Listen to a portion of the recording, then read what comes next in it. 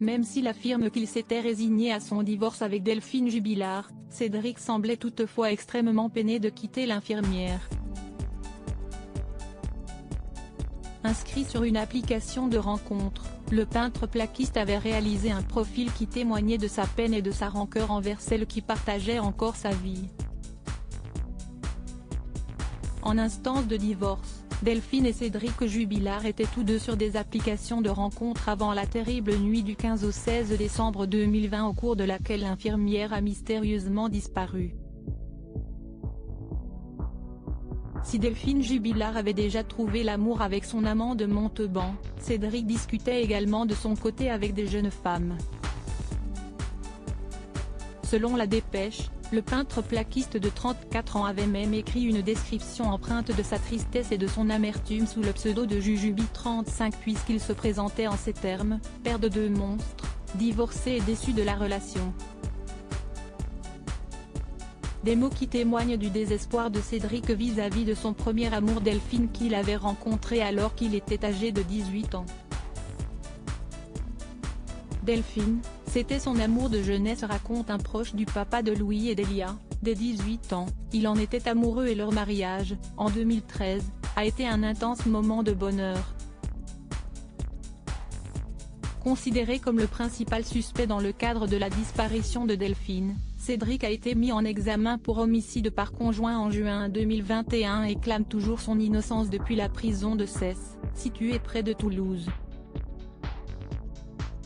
Il sera une nouvelle fois entendu le 3 décembre 2021 afin de donner une chronologie claire et précise de sa dernière soirée avec sa femme. Pour rappel, le téléphone portable de Cédric a été éteint de 22h08 à 3h53 la nuit du 15 au 16 décembre 2021. À 3h53 du matin, le mari de Delphine, qui dit avoir été réveillé par les pleurs de sa fille Elia, a rallumé son téléphone pour se connecter à une application de rencontre.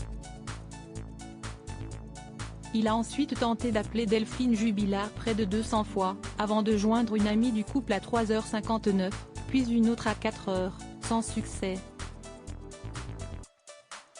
Il est 4h09 lorsque Cédric Jubilard a finalement contacté les gendarmes. 4 mois après la disparition de sa femme, Cédric a rencontré sa nouvelle compagne Séverine lors d'une battue en forêt pour retrouver l'infirmière.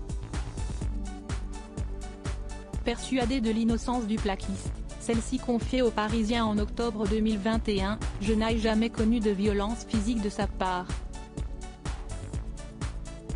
Il hausse le ton, s'emporte pour un oui ou pour un non, notamment contre son fils. Et puis il se calme. Il est comme ça, faut le connaître. D'ailleurs, je suis un peu pareil que lui. »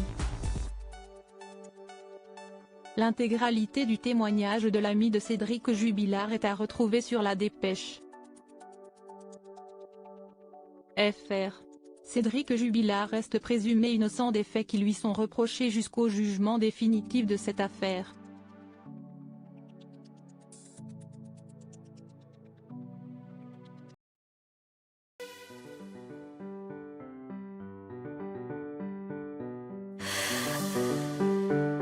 The man I love just had